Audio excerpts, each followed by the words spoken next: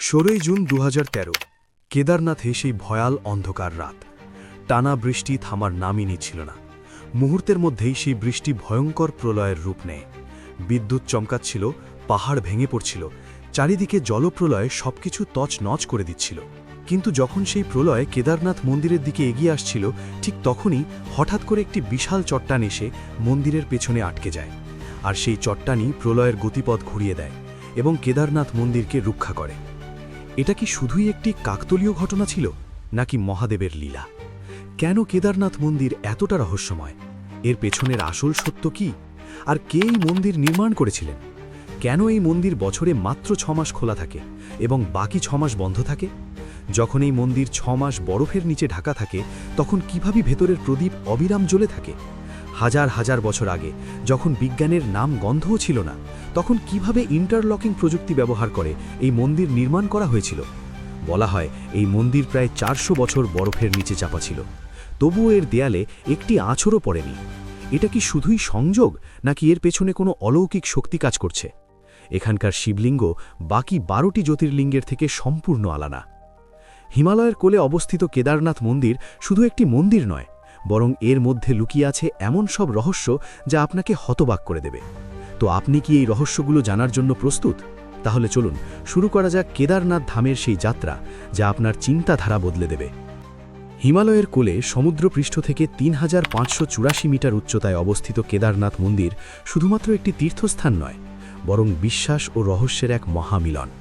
উত্তরাখণ্ডের রুদ্রপ্রয়াগ জেলায় অবস্থিত এই মন্দির 4 ধামের অন্যতম এবং পঞ্চকেদারের মধ্যে সবচেয়ে গুরুত্বপূর্ণ বলে মনে করা হয়। এখানকার আবহাওয়া অত্যন্ত কঠোর। শীতকালে তাপমাত্রা -20 ডিগ্রি সেলসিয়াস পর্যন্ত নেমে যায় এবং প্রবল তুষারপাতের কারণে মন্দির 6 মাসের জন্য বন্ধ করে দেওয়া হয়। 16 জুন 2013 সেই দিন প্রকৃতি নিজের বিধ্বংসী শক্তির পরিচয় দেয়। সন্ধেবেলায় হঠাৎ কেদারনাথ উপত্যকায় মেঘ ফেটে প্রবল বৃষ্টি শুরু হয়। কয়েক ঘন্টার মধ্যেই জলস্তর এত বেড়ে যায় যে মন্দাকিনী ও সরস্বতী নদী ভয়ঙ্কর রূপ ধারণ করে। মাত্র 48 ঘন্টায় পুরো উত্তরাখণ্ডে 340 মিলিমিটার বৃষ্টি রেকর্ড করা হয়, যে পরিমাণ বৃষ্টি সাধারণত পুরো 1 মাসে হয়। মন্দাকিনী নদীর জলস্তর প্রতি সেকেন্ডে প্রায় 6 ফুট করে বাড়ছিল। 15,000-এরও বেশি ঘরবাড়ি, সেতু ও দোকান সম্পূর্ণভাবে ভেসে যায়। কিন্তু প্রকৃত বিপর্যয় শুরু হয় তখনই, যখন কেদারনাথ মন্দিরের পেছনে অবস্থিত চৌরাবাড়ি হ্রদের হিমবাহ ভেঙে মন্দিরের দিকে ধেয়ে আসে। প্রায় 1.5 কিলোমিটার চওড়া সেই হ্রদে জমে থাকা লক্ষ লক্ষ টন জল সমস্ত কিছু ধ্বংস করতে করতে এগিয়ে আসছিল। ঠিক সেই মুহূর্তে একটি বিশাল চট্টান এসে কেদারনাথ মন্দিরের ঠিক পেছনে থেমে যায় এবং বন্যার সম্পূর্ণ স্রোত মন্দিরের দুপাশ দিয়ে চলে যায়। সেই চট্টানটির উচ্চতা ছিল প্রায় 20 ফুট এবং ওজন প্রায় 30 টন। যদি সেই পাথরটি ঠিক সেই জায়গায় না থামত, তাহলে আজ কেদারনাথ মন্দির হয়তো ইতিহাস হয়ে যেত। এটা কি শুধুই কাকতালীয় ঘটনা ছিল, নাকি শিবের মহিমা? এই চট্টানটি কিভাবে ঠিক মন্দিরের পেছনে এসে থামল? স্থানীয় মানুষ ও ভক্তরা এই পাথরটির নাম দিয়েছেন ভীমশিলা, কারণ বিশ্বাস করা হয় এর সম্পর্ক মহাভারতের ভীমের সঙ্গে। আজও কেদারনাথ মন্দিরের পেছনে সেই ভীমশিলা দাঁড়িয়ে আছে এবং প্রতিটি ভক্ত সেটি দেখতে যায়। এটি শুধুই একটি পাথর নয়, বরং বিশ্বাস ও অলৌকিকতার প্রতীক। কিন্তু কখনো ভেবে দেখেছেন কি, এত দুর্গম বরফে ঢাকা পাহাড়ের মাঝে এত বিশাল মন্দির কিভাবে তৈরি করা হয়েছিল? কিভাবে আমাদের পূর্বপুরুষরা ইন্টারলকিং প্রযুক্তি ব্যবহার করেছিলেন? চলুন জেনে নেওয়া যাক। আর যদি এই ভিডিওটি ভালো লাগে, তাহলে কমেন্টে অবশ্যই লিখবেন হর হর মহাদেব। কেদারনাথ মন্দির দেখলে সবার মনেই একটি প্রশ্ন জাগে, এত উচ্চতায়, এত দুর্গম স্থানে হাজার হাজার বছর আগে কোনো আধুনিক প্রযুক্তি ছাড়াই কিভাবে এমন এক বিশাল ও শক্তিশালী মন্দির তৈরি করা সম্ভব হলো? এটা কি দেবতাদের নির্মাণ, নাকি প্রাচীন ভারতের ইঞ্জিনিয়ারিং এতটাই উন্নত ছিল যে আজও বিজ্ঞানীরা এর পুরো রহস্য উন্মোচন করতে পারেননি? এই মন্দির নির্মাণে ব্যবহৃত হয়েছে বিশাল বিশাল পাথর, যেগুলোকে কেদার গনাইস বলা হয়। প্রতিটি পাথরের ওজন প্রায় 6 থেকে 8 টন।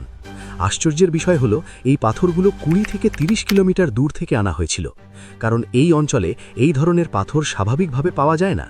প্রশ্ন হলো, এত ভারী পাথর 12,000 ফুট উচ্চতায় কিভাবে আনা হলো, যখন না ছিল কোনো রাস্তা, না ছিল আধুনিক যন্ত্র? আরও বিস্ময়কর বিষয় হলো, এই মন্দির নির্মাণে কোনো সিমেন্ট বা গাঁথুনি ব্যবহার করা হয়নি, বরং ইন্টারলকিং প্রযুক্তির মাধ্যমে পাথরগুলো এমনভাবে বসানো হয়েছে যে তারা নিজেরাই একে অপরকে ধরে রেখেছে। 2013 সালের প্রলয়ে প্রমাণিত হয়েছে এই গঠন আধুনিক অনেক ভবনের থেকেও বেশি শক্তিশালী। প্রত্নতত্ত্ব বিভাগ অর্থাৎ আর্কিওলজিক্যাল সার্ভে অফ ইন্ডিয়া 2013 সালের পর মন্দিরের পাথরের ওপর নানা পরীক্ষা চালিয়ে জানিয়েছে যে এই মন্দির প্রায় 1200 থেকে 1500 বছর পুরনো, অর্থাৎ অষ্টম থেকে নবম শতকের মধ্যে নির্মিত। কিন্তু হিন্দু বিশ্বাস অনুযায়ী এর ইতিহাস মহাভারত যুগের সঙ্গে যুক্ত, অর্থাৎ প্রায় 5000 বছর পুরনো। তাহলে আসলে কে এই মন্দির নির্মাণ করেছিলেন, পাণ্ডবরা নাকি অষ্টম শতকে আদি শঙ্করাচার্য? চলুন জেনে নেওয়া যাক।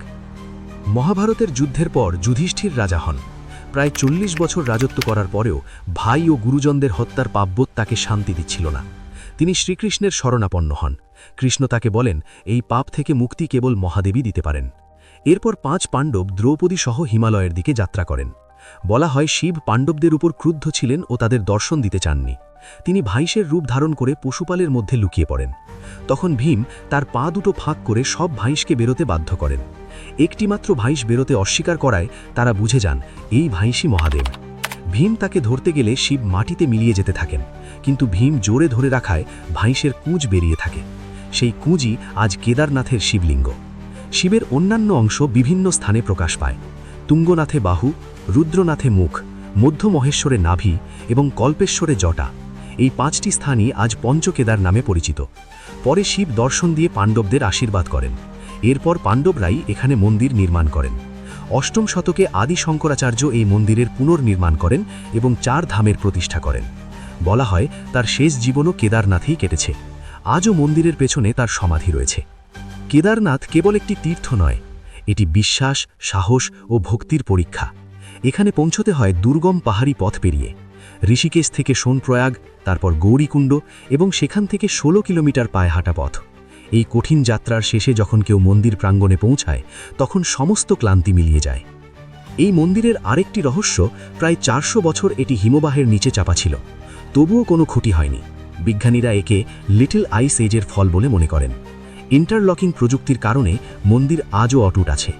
মন্দির 6 মাস বন্ধ থাকলেও ভেতরে একটি অখণ্ড দ্বীপ জ্বলে থাকে।